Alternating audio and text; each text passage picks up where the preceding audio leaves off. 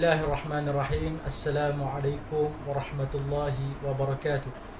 Alhamdulillahi rabbil alamin. Wassalatu wassalamu ala asyrafil anbiya'i wal mursalin wa ala alihi wa sahbihi ajma'in. Rabbi shrah li sadri wa yassir li amri wahlul 'uqdatam min lisani yafqahul qawli. Amma ba'd. Ismi Wan Muhammad Fakhrul Razi bin Wan Fauzi. Nombor kad metrik D201901089334. Jadi video kali ini adalah video merupakan tugasan individu di bawah subjek HIT 3033 Fiqh Sirah di bawah kelolaan Al-Fadil Dr. Abdul Hadi bin Borham, iaitu saya dikendaki untuk menyediakan satu ulasan buku berkaitan dengan baginda Nabi Muhammad sallallahu alaihi wasallam.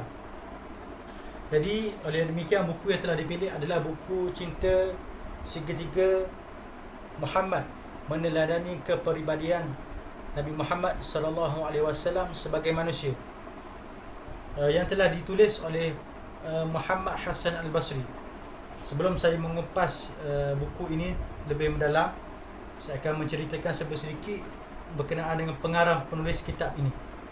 Yang itu Muhammad Hasan Al-Basri ini merupakan seorang yang berasal daripada tanah Jawa, Indonesia. Beliau merupakan seorang yang aktif dalam menyediakan sebarang bentuk penulisan dan pembukuan berkaitan dengan baginda Nabi Muhammad sallallahu alaihi wasallam dan tiga aspek ilmu, iaitu akidah, tasawuf dan fiqh. Dan buku yang telah beliau karang disebut sebanyak 55 buah buku. Dan Rahsia Cinta Segitiga Muhammad, meneladani kepribadian Nabi Muhammad sallallahu alaihi wasallam sebagai manusia, merupakan salah satu buku beliau. Jadi sedikit ringkas berkenaan dengan buku ini. Buku ini mempunyai 17 bab perbahasan yang dibincangkan dan mempunyai sebanyak 107 halaman muka surat. Dan secara bayangannya, buku ini menceritakan berkenaan dengan perihal keluhuran kepribadian Nabi Muhammad sallallahu alaihi wasallam, dan ditambah dengan beberapa potongan cerita siri perjuangan baginda sallallahu alaihi wasallam, bermula baginda sallallahu alaihi wasallam daripada kecil sehinggalah baginda sallallahu alaihi wasallam wafat. Dan saya akan mengupas sedikit buku ini, iaitu pada awal bab buku ini menceritakan berkenaan dengan kepribadian baginda sallallahu alaihi wasallam sebagai seorang pemimpin, yang mana sebagaimana yang telah kita ketahui, Nabi Muhammad sallallahu alaihi wasallam merupakan contoh teladan yang terbaik di kalangan seluruh umat manusia yang pernah ada di atas muka bumi ini. Dan disebut antara sifat kepimpinan Nabi sallallahu alaihi wasallam yang patut diteladani ialah sifat kebijaksanaan baginda, sama ada sebagai seorang pemimpin negara, ataupun sebagai ketua keluarga, ataupun sebagai seorang sahabat yang sangat mementingkan sifat belah kasih sayang di antara keseluruh manusia di kalangan baginda, di sisi baginda, sama ada para sahabat ataupun ahli keluarga baginda ataupun rakyat yang berada di bawah baginda ketika menjadi pemimpin di bumi Madinah. Seterusnya, antara kupasan yang dibincangkan dalam buku ini adalah menceritakan siri perjuangan dakwah baginda Nabi Muhammad sallallahu alaihi wasallam, bermula daripada dakwah Nabi secara sir, iaitu sembunyi, sehinggalah dakwah Nabi secara jihar, secara terang-terangan. Pada peringkat awalnya, dakwah Nabi Muhammad sallallahu alaihi wasallam secara sirriyah, secara sembunyi, iaitu Nabi Muhammad sallallahu alaihi wasallam mengajak ahli keluarga baginda, sahabat-sahabat yang terdekat untuk memeluk Islam, sehinggalah pada satu ketika Allah Ta'ala menurunkan dalil daripada Al-Quran untuk Nabi Muhammad sallallahu alaihi wasallam menyebarkan dakwah ini secara terang-terangan di kalangan musyrikin Quraisy pada ketika itu. Sehinggalah dalam tajuk yang seterusnya juga menceritakan peristiwa Isra' dan Mi'raj, iaitu perjalanan Nabi Muhammad SAW daripada bumi Mekah sehinggalah ke Al-Aqsa, dan daripada Masjid Al-Aqsa sehinggalah ke Sidratul Muntaha berjumpa dengan Ta'ala.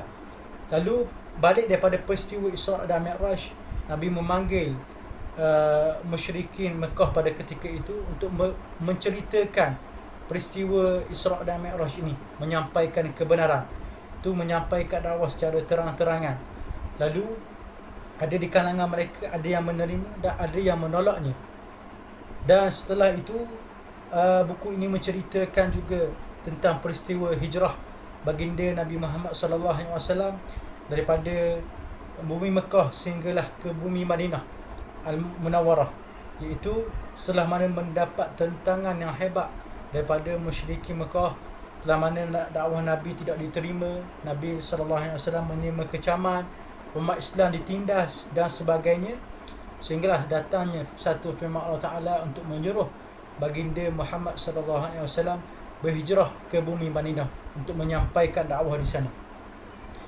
Ketika mana baginda SAW sampai di bumi Madinah, di situlah Nabi SAW membina satu negara Islam, yang mana ketika itu Nabi SAW dilantik menjadi pemimpin untuk memimpin umat Islam. Dan antara peranan Nabi SAW pada peringkat awalnya di bumi Madinah, iaitu Nabi berjaya menyatu padukan antara kaum yang bermusuh, yang sering bermusuh ketika itu, iaitu Aus dan Khazraj.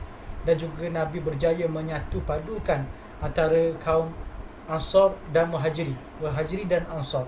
Disebutkan di dalam buku ini bahawa tidak ada satu pertalian yang sangat harmoni dan sangat baik dalam sejarah peradaban manusia, melainkan ketika mana peristiwa yang berada di bumi Madinah, iaitu kesepaduan antara Ansar dan Muhajirin. Mereka sanggup memberi harta mereka, mereka sanggup memberi jiwa raga mereka, mereka sanggup memberi pasangan hidup mereka kepada kaum Muhajirin, berkongsi rasa ukhuwah dan mahabbah antara satu sama lain. Itulah kelebihan Nabi Muhammad SAW ketika mana berada di bumi Madinah. Seterusnya, pada akhir bab penulisan buku ini menceritakan peristiwa Hajjatul Wada', iaitu peristiwa hijrah Nabi, peristiwa haji Nabi SAW yang terakhir, iaitu menyebut berkenaan dengan khutbah Nabi SAW yang terakhir di kalangan umat Islam. Pada ketika itu, khutbah yang terakhir, Nabi bertanya kepada para sahabat, adakah aku telah menyampaikan kesemua risalah daripada Tuhan aku? Dan di kalangan para sahabat ada yang bersaksi bahawa Nabi SAW menyampaikan seluruh dakwah yang telah diturunkan oleh Allah Ta'ala kepada umat Islam pada ketika itu. Dan sejak pada peristiwa itu ada sahabat yang bercucuran air mata menangis, ada yang bermuhasabah diri kerana berasa hiba disebabkan risalah dakwah yang disampaikan oleh Nabi telah sempurna. Itu sahaja seberingkas yang saya boleh kongsikan berkenaan tajuk-tajuk perbincangan daripada buku ini. Antara kekuatan ataupun kelebihan pada buku ini, yang pertama, buku ini menggunakan gaya bahasa dan istilah yang mudah difahami serta kupasan yang agak menarik bagi pembaca. Tidaklah terlalu panjang dan tidaklah terlalu pendek, akan tetapi pada tahap yang sederhana, dan juga mampu menarik minat pembaca untuk menyelami setiap kupasan dan perbahasan yang terdapat dalam buku ini. Yang kedua, kekuatan buku ini adalah buku ini juga mengemukakan beberapa pandangan yang masyhur di kalangan ahli akademik dan ahli cendekiawan Islam yang terkenal. Contohnya, buku ini mengemukakan pandangan daripada pakar tafsir Al-Quran, iaitu Dr. Muhammad Quraisy. Selain itu, ada juga pandangan daripada Imam Al-Ghazali daripada kitabnya Ihya Ulumuddin. Ada juga pandangan daripada ahli akademik, iaitu Profesor Jalaluddin Rahmat, dan beberapa lagi ahli akademik yang lain yang turut dijadikan rujukan oleh pengarang ini dan diletakkan dalam buku tersebut. Jadi sekadar itu sahaja perkongsian ulasan buku yang dapat saya berikan. Moga-moga apa yang saya sampaikan ini dapat memberi manfaat kepada semua yang mendengar, insya-Allah. Wallahu alam. Sekadar itu sahaja. Assalamualaikum warahmatullahi wabarakatuh. Terima kasih.